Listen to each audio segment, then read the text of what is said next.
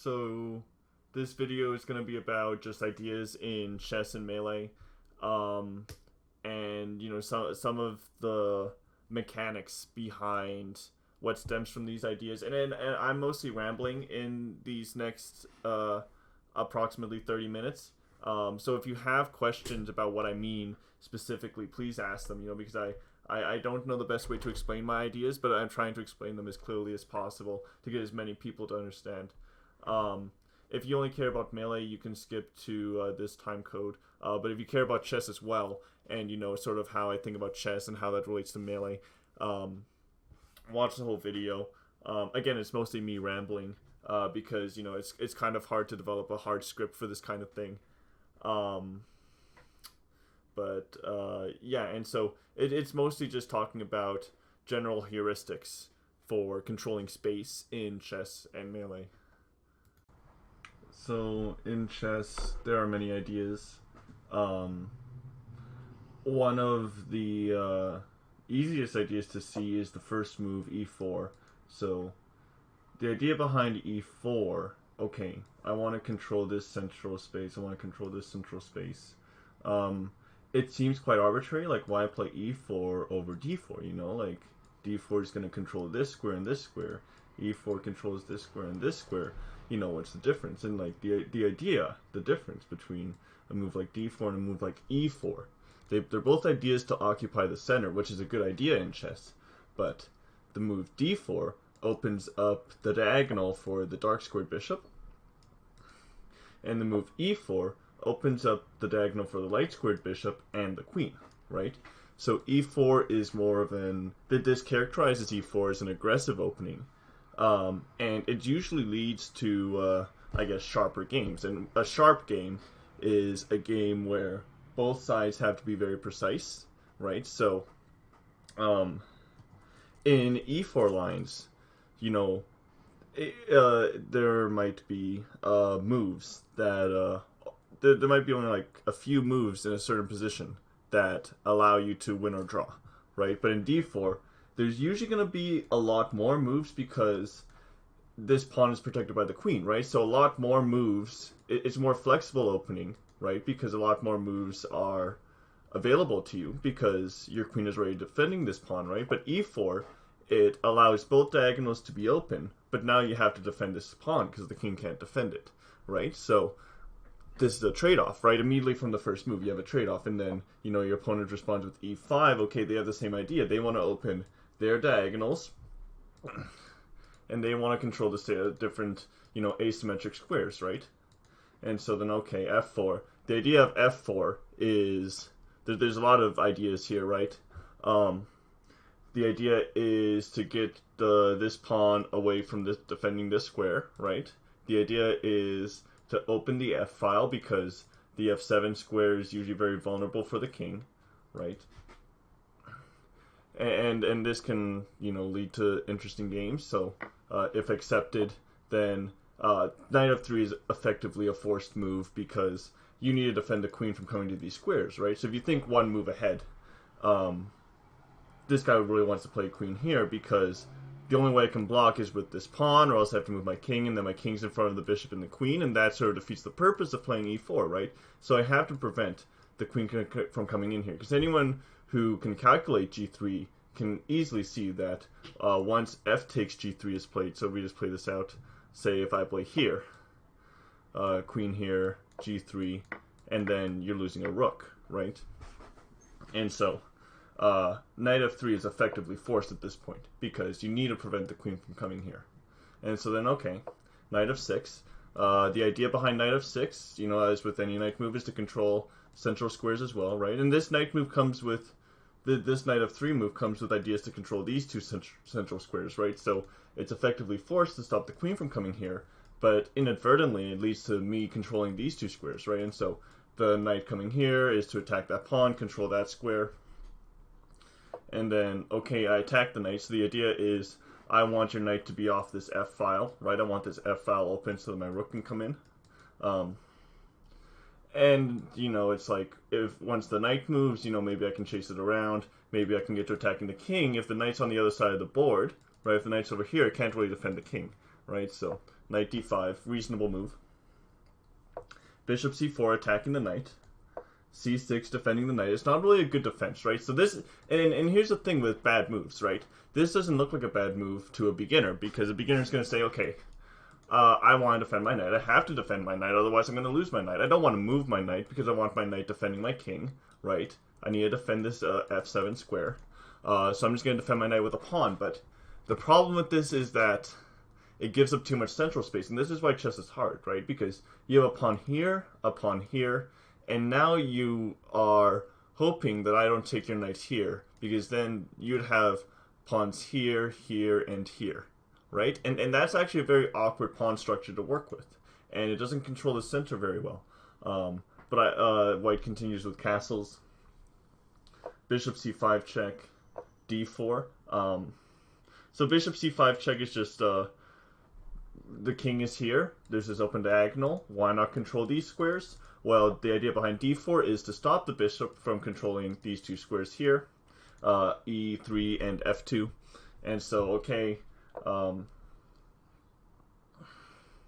this is a very interesting idea, somewhat, because you're sort of giving up a bishop, but if you look, it doesn't take that long to calculate. If you take the bishop, then you're in check, and there's no way to stop the queen from checking the king and also defend this bishop, right? So taking the bishop, okay, free bishop, right? But you'd have to calculate one move further to realize that you'd be losing your own bishop. And then once I would take here, you'd have these two pawns, and that's not really a great attack, right? So taking this bishop immediately isn't the best idea. Instead, c3 was played. The idea is just defend this pawn, right? Because naturally, okay, I can't take. Well, if I play a different move, he's just going to take here, and I don't want to lose my pawn. Even though it's defended twice already, a good idea in chess is to overprotect. That way, if there is another threat, it's usually easily dealt with. So c3 is a perfectly reasonable move. Castles is okay, because you want to get your king to safety. But looking at this position, you can see, like the king's in the corner. Okay, we're playing a king's gambit where I gave up a pawn, where white gave up a pawn to be able to attack the king, and now your king is here in the corner. And you have one piece right beside it, and the rest of your pieces are here on the queen side. So, the computer might say black's okay here, right? Because the computer can defend, and the computer's up a pawn. But, practically speaking, a human might have a very hard time defending this type of position, right? So, going in for the attack. So, knight g5. The idea behind knight g5 is... There's lots of ideas here. So attack these two pawns, right? Get the queen in there. Now once the queen's here, it also attacks these two pawns. Get the rook in there. The rook can attack this pawn, right? So f pawn, h pawn is vulnerable. And that's basically the idea. Attack the king, and hope they mess up defending. Or even if they don't mess up defending, maybe you gain material on the side, right? So rook e8.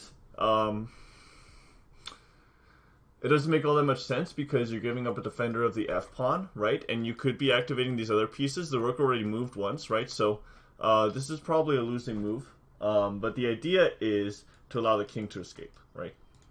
So queen h5, rook e7, defending the f-pawn, right? It's kind of weird, because this rook was defending this pawn, right? But again, this is against a novice player, right? And of course, now I get mate for free because the king can no longer escape, right? So you move your rook here so that your king could escape.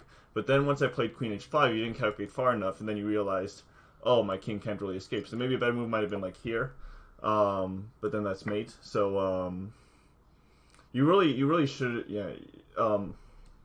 playing the rook here was actually like the mistake that led to the end of the game. But I hope this helps people sort of see how a move conveys information about your plans, right? Because even from the get-go, playing e4 conveys information that I want to play aggressively with the light square bishop and the queen on light squares, right? And the idea is that the f7 pawn is on a light square, right? So this bishop can attack it, and this queen can attack it, right? And then the idea behind f4 is let's get even more attackers coming down the f-file. Even though that didn't come to fruition in this game, that's the basic idea. And that's sort of ideas in chess. Yeah. So I just want to talk a little bit more about chess, and then we'll get to melee. So again, there's lots of first moves, right? So as you can see from here, here are the most popular ones, right? This is just a database of, I guess we can go to, so when we can analyze Leech's games, it's a good way to see, what works most often, because one of the things in chess is, you need to understand how your plan works practically, right? If your plan doesn't work, if just because a computer says that the position is +5, if you can't find the moves that lead to a position with an advantage, then you're either drawing or losing, right? So not only do you have to understand that your plan is good, but you have to understand how your plan works. And that's why you can't simply, memorize openings in chess, because if you don't understand the ideas behind the moves, you're never going to understand how to execute, right? And because there's so many variables and so many different ways to control squares, it's very important to understand the ideas behind the moves, right?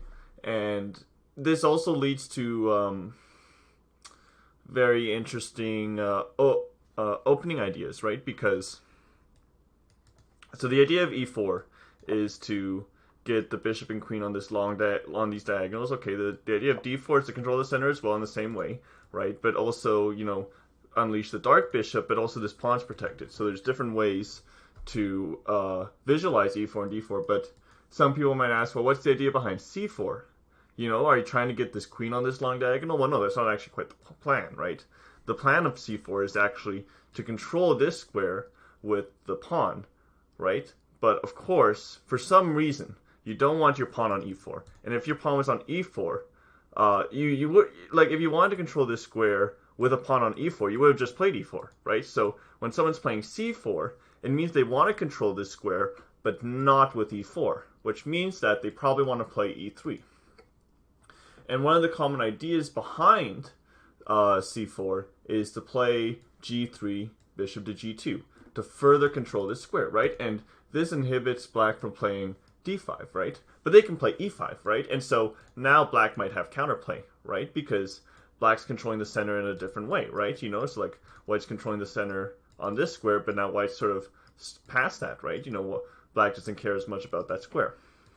But then, white can play along this long diagonal, and so those are sort of the ideas behind the English opening, right? And ideas where your pawns don't occupy the center, but rather where your pieces occupy squares that control the center, these are sort of hyper-modern openings, right? So ideas like g3, bishop to g2, would be a hyper-modern opening because your bishop isn't occupying the center, but it's on a square that occupies squares that control the center. And that's kind of interesting, right? Because your pieces don't have to be on these center four squares. They can simply be on squares that control them, right? And so the Reti opening would also be a hypermodern opening because the goal is to control these squares. Now, someone might ask, what about f4, right? Well, f4 is kind of a bad idea, strictly speaking, because the long-term plan is to get your rook on this f-file and control, the f-file. But black can play d5 immediately, right? And because you didn't play e4, you can no longer play e4 because that pawn will be unprotected. So you've basically just played f4 and you've given up this large central space. But not only that, but this queen can also come to h4 and give your king a check. And your king's not very safe because you don't have an f-pawn. So the bird opening isn't, the idea isn't that good. And so you sort of have to just experience it, right? So if you are new to chess and you want to play chess, you really just have to trial and error it. At least that's how I found the best way to test my practicality of openings. And what this sort of does is the openings that you choose, once you get like a refined opening repertoire, it sort of acts like a character select. Your first 5 to 6 moves is like a character selection. And where this is most apparent is in the Sicilian defense. So it's a response to e4. e4 is the idea to control these two squares. and the response is c5. So it's like the reverse English, and the English is actually sometimes called the reverse Sicilian, right? This is the Sicilian defense, c5. And this opening has a characteristic of being very, very precise, very, very sharp, right? Where on either side, if you make one mistake, you pretty much give away an advantage for the rest of the game. And the most common variation of the Sicilian defense is the open Sicilian, right? So both players get their knights out to control the center. And you have this sort of ace dynamic control of the center, right? Where white's controlling the d5 square and black's controlling the d4 square, but with different pawns, right? And so white normally plays d4 if they're playing the most basic moves, and then, black usually takes, white usually takes. Black normally doesn't take, and, black will normally play something like here. And, white will play here. And this is the start of almost every Sicilian defense, right? And now, black has a couple options, right? And this sixth move in the Sicilian defense, it's where black selects what type of game they're going to play, right? So black could play a Najdorf. Black could play a6. That's a Najdorf defense. Black could play a Scheveningen. They could play d6 or e6. They could play e5, right? Or they could go for the dragon. They could play g6, right? And so this sixth move, black, all of these options are perfectly fine, right? This move, this move, this move, this move, and this move. Yeah. And there's not too many other moves that are really popular, right? But all 5 of these 6 moves are all theory moves. And there are books and books on theory on each one of them, and they all have their different personalities. And choosing to go to the Sicilian defense means you want a very precise and sharp game to begin with, right? But, if you play Najdorf, you want a more passive game. If you play d6, well, you're activating your light squared bishop, you want a more dynamic game. If you're playing e6, well, your bishop, you don't care that much about this bishop, and you're trying to help your bishop get activated and help protect this knight. If you're playing g6, then you're playing a very attacking style, because this diagonal is very open. It's a very good idea to put your bishop on that square. The only problem is, it's very easy for black to mess up their plan. And if black does mess up their plan, they're likely getting checkmated, right? So, and white has their own ideas in this variation. It's not to say that white doesn't have their own ideas. It's just white is reacting to black's ideas a lot in this opening, right? And so that's the Sicilian defense, and that's the personality of the Sicilian defense, right? And so if you choose to play the Sicilian defense, and if you're good at playing the Sicilian defense, it almost speaks a little bit to your personality, right? If you play the French defense, say, e6 as a response to e4, it's a dynamic opening because white has this pawn on e5, right? And the whole idea behind this pawn on e5 is that it can no longer defend this pawn on d4. Right, so the only pawn that can defend this d4 pawn is the c pawn, and so that makes this pawn a target, right? Because it only has a few defenders, right? And white can defend this pawn for sure, but because it spent an extra move playing e5, right? Because white played e5, black now has the initiative, so black can go immediately with c5, and play usually continues in a dynamic fashion, right? And black might play on the queen side, but the downside is that black's king is normally not as safe because all the pieces are on the queen side, right? You'll find in the French defense, black has an easy time putting their pieces on the queen side because there's a lot of space on the queen side, and because white's occupying the center and the king side, right? And that's sort of the basic idea behind it, right? And so if you play the French defense as black, you're looking for still a dynamic game, right? You're still looking for a dynamic game, but it's more lame. And the reason it's more lame is because black can challenge the center a lot more easily. And many players, like Bobby Fischer and Lasker, they didn't particularly like the French defense. It's Steinitz. Steinitz didn't particularly like the French defense because they just thought it was lame. And because, black was taking not that black was taking very little risk, but black, you know, if your idea is to attack the center, you know, maybe play c5 first, but you know, black's not trying to control the center; they're sort of just trying to control the queen side, right? And once they control the queen side, they hopefully win material here. And black usually goes up a pawn in a lot of these variations, especially the advanced variation where white does play e5 here.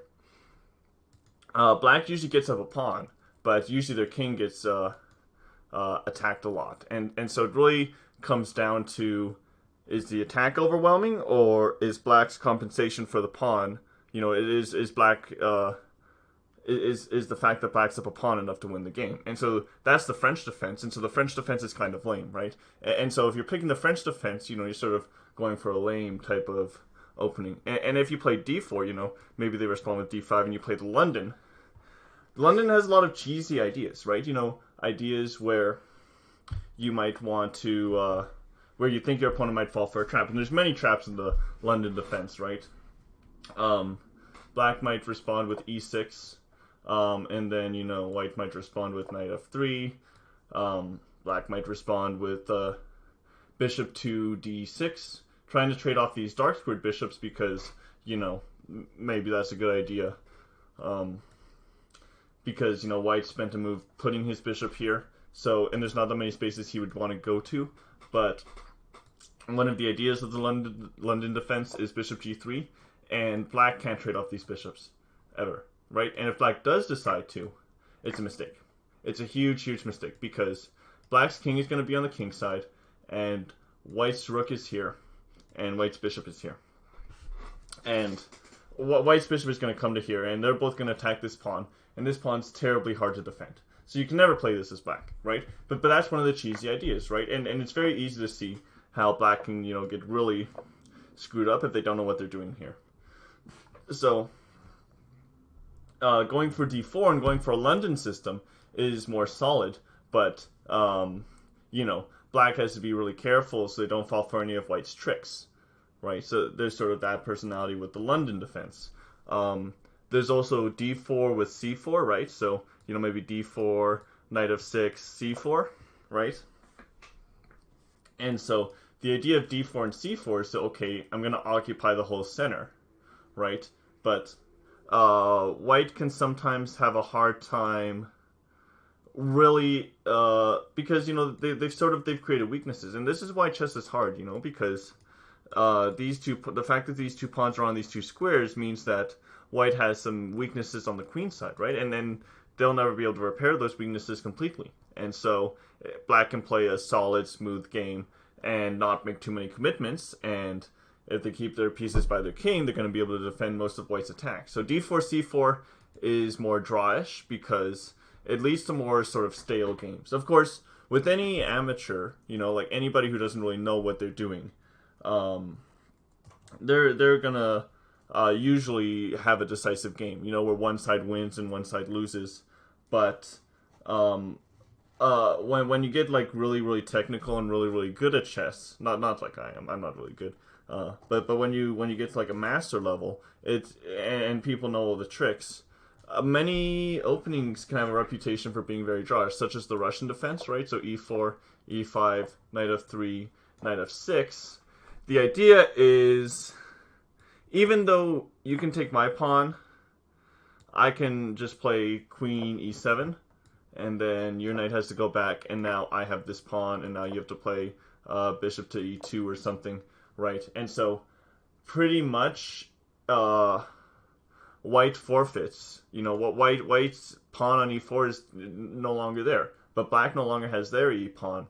But they're, you know, neither side can really force a pawn structure change, right? And the whole idea of e4 is to be able to control this square, stop d4 or d5, sorry, and be able to, you know, maybe open the center later on in the game, right? And so this is why I like to say, you know, every chess opening is sort of like a character select, right? So if you choose to play the Sicilian, you know, if you play e4, you know, you're sort of like you're playing Fox, right? You know, because, you know, you're opening your bishop and your queen, right? So it's the fastest opening.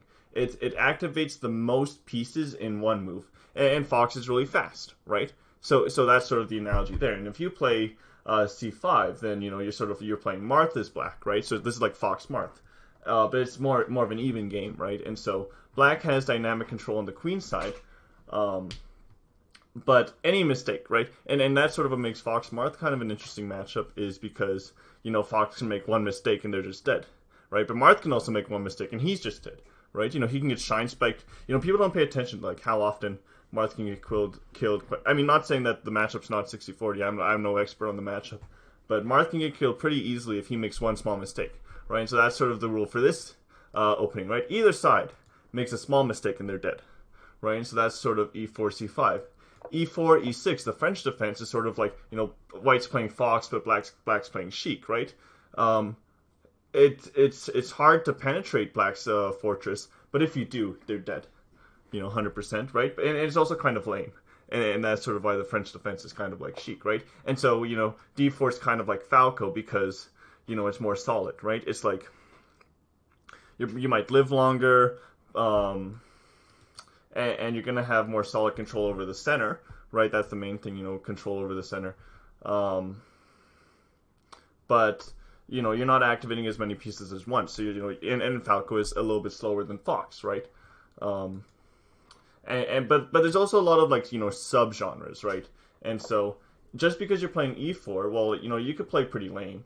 You could play e4, with ideas of like just bishop e2, knight f3, just play a very slow game, or you can play a very fast game with f4, d4, and there's many sort of like sub character selections, right? And so this is sort of why chess is interesting, because even if you play one move, okay, e4 has these ideas, but now how can I expand on those ideas? And chess is all about expanding on ideas on how to control squares with pieces, and so that's sort of my perspective with chess and the ideas. So Melee is an interesting game too, because you're still trying to control space. It's just a video game instead of a chess game. The only difference, the main difference actually, between Melee and chess is reactability. So in chess, it's a perfect information game, right? So you know exactly what your opponent's possible moves are at any given time, right?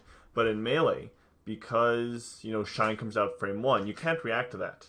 You just can't, right? So if we're here and we're playing Melee, and we're in this position where Falco is right on top of Fox, and we're just in this random scramble situation, say we were both in a tech and we both inputted standard get up at the same time, whoever inputs shine first wins. That's just the game, right? So we both know all of our possible options. You can know both jump, you can both buffer any option if you can do that, right? But if you shine first, whoever shine first wins, because that comes out frame 1. That's the quickest option. So whoever shines on the first frame is the winner in this situation. But things get a lot more complex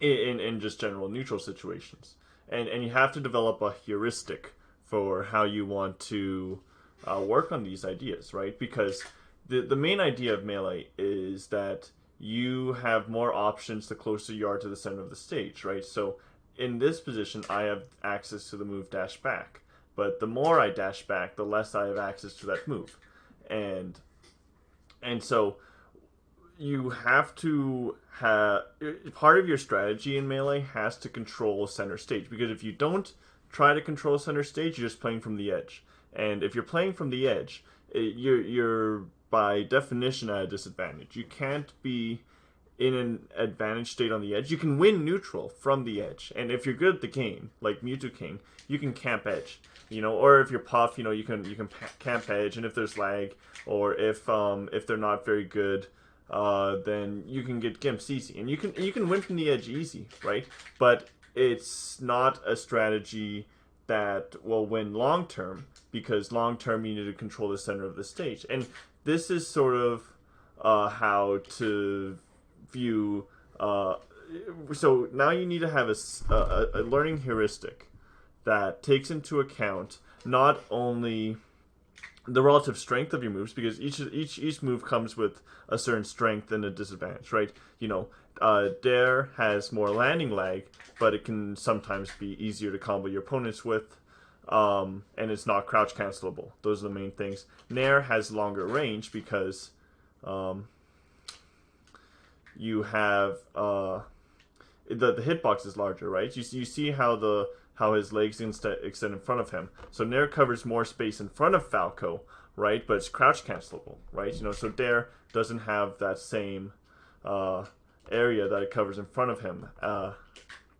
And so the two moves have different purposes. And the idea is when you approach with a move, you're giving information to your opponent about your expectation of that move working, right? So say, because this is what I did when I first started Melee. I would just do Nair into neutral air, right? And I was like, I did this, and what I'm conveying to my opponent is I think Nair into neutral air is going to work because that's how I practice, or sorry, laser into neutral air, right? What I'm conveying to my opponent is I think laser into neutral air is going to work because you're going to be in the same position you were after the laser, right? So laser into neutral air, and if you neutral air where they are, then that's conveying information about where you expect them to be. And what you can sort of do in your mind is you can attribute a hypothetical expected monetary value for every move, right? And so, this laser probably has a very low expected monetary value. The punish could go either way, right? He could take laser and he could do any of his take laser options, the Fox can, right? And after I laser, there's many different ways that I could mix up my approach, right? So the expected monetary value of a laser is effectively 0. I mean, Falco's in advantage state, right? But you have no guarantee of getting a percent lead, right? Just because you lasered them, right? And so effectively, what I was communicating when I would just do this Nair after the laser is Nair has a high expected monetary value, so the idea is I'm going to control space towards the stage in a quick fashion with neutral air. And approaching with neutral air has a high, and it has a positive expected monetary value. The only problem is if you do it too much, it's predictable, and down air covers the same space, right? In fact, it covers less space than Nair, right? If you look at it, Dare might be better to combo with, but it covers less space than Nair. It just objectively, Nair is always, if you are moving forward with Nair, it's going to cover more space than Dare because again, his legs are spread out like that. Okay, so when you're executing a move, it's displaying the expected monetary value of that move working, but that's not all because your opponent can read you, and when your opponent's reading you, they change the expected value, right? So if I narrowed him 3 times in neutral, right? Say we're playing, this is the first set we both play with each other, and the only 3 neutral interactions that I interacted with him with, I only ever approach with this same Nair, right? Well, if he begins to read my Nair, say with a dash back, or with a crouch cancel, or with whatever that's gonna actually make the expected monetary value of the Nair negative because he's reading it. But in a general game, with general opponents, with someone you may not have seen before, Nair is gonna have a positive expected monetary value. It's only when he starts reading me that it begins to have a negative expected monetary value because he knows, every single strategy in Melee has to take into account your opponent's strategy.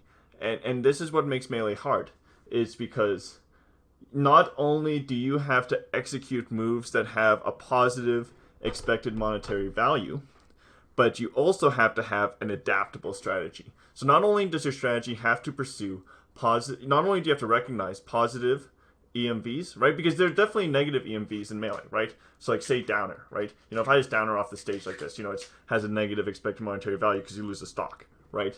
But there's some things that may have a closer to negative expected monetary value, like, maybe like as Fox, Fox's back throw shine, that doesn't work as good on better opponents because usually they hold their jump and they go to ledge.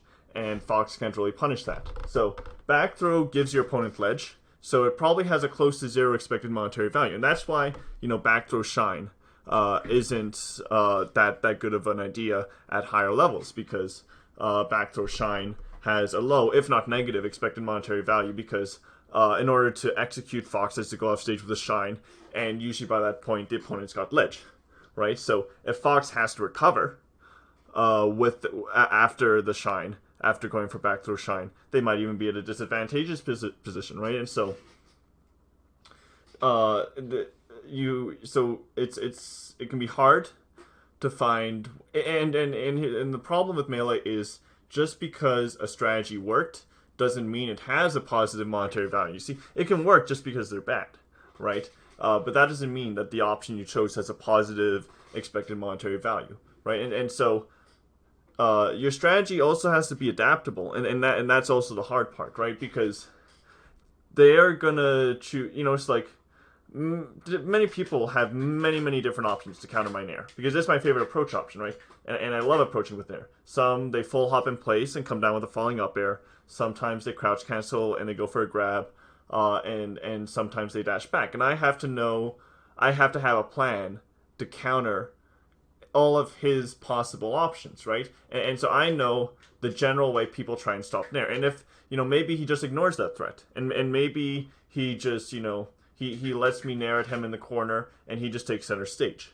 and that would be fine too, right? And there's many different strategies that can work, right? And that's sort of what can make Melee hard, right? But you have to, and what makes Melee hard is how stage control, the effectiveness of each of the moves, and the options that your opponent chooses. All three of these different factors have to be taken into account when you're calculating the EMV of a move. And most people are too lazy to do that because it's too hard. How can I calculate the expected monetary? And you really can't, right? You sort of just have to develop a feeling for it. And this is why most players are like feel-based players. So a lot are calculate-based players, right? But you have to have a really good idea of how to play Melee to be a calculated-based player.